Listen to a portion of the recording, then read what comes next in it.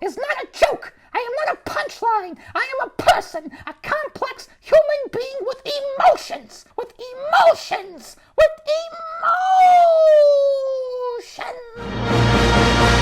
Hello, my name is Hort of Bloodbrook, and today I have a public service announcement. Now, you may have heard that there is a crossover comic book event coming your way very soon.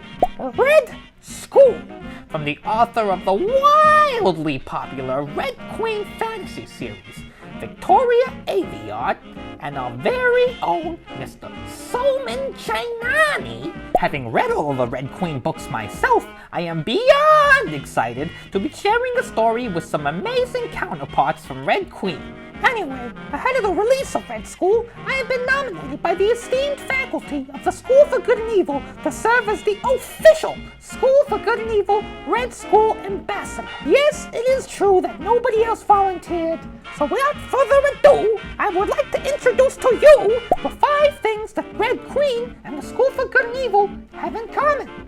Number 1, now the world of Red Queen is split into 2 types of people. Reds and Silvers. Silvers are godlike with magic powers and are the rulers of the world of Red Queen.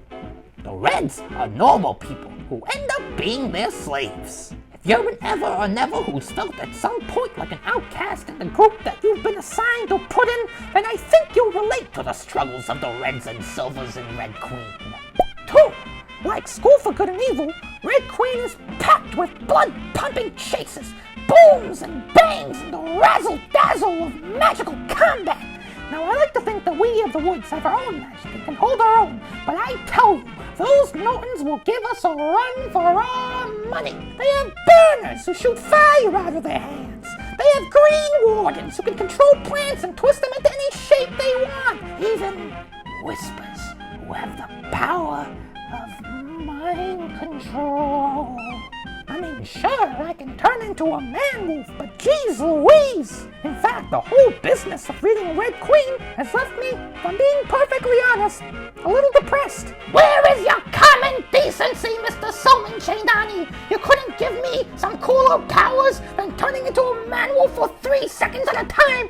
3 seconds! You know how hard it is to make use of those 3 seconds? I have to make a detailed itinerary. Now, so I'm naked after. I go through a lot of clothes. I don't have the money. I'm a student. Okay, I'm sorry. I'm good. I can continue. I can finish the video. I'm a professional.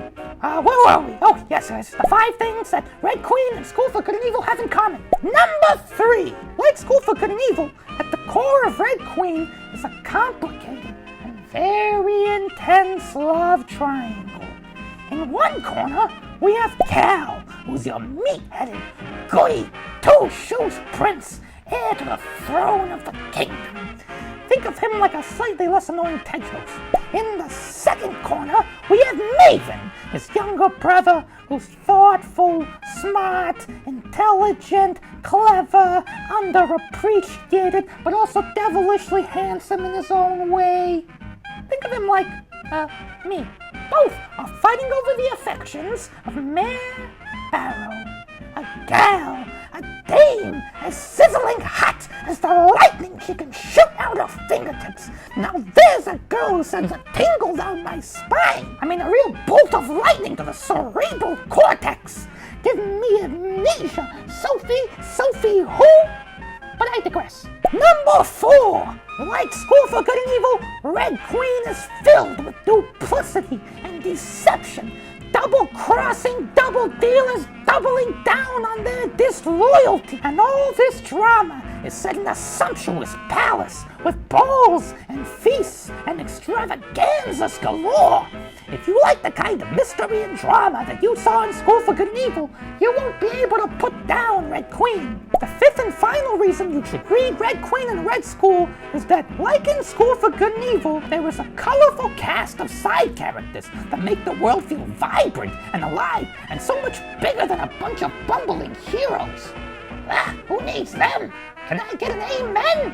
I mean, and I'm not even even talking about myself. If you like Hester, Red Queen has got this gal called Evangeline, an ambitious, no-nonsense magnetron who's as tough as the metal she can bend to her will.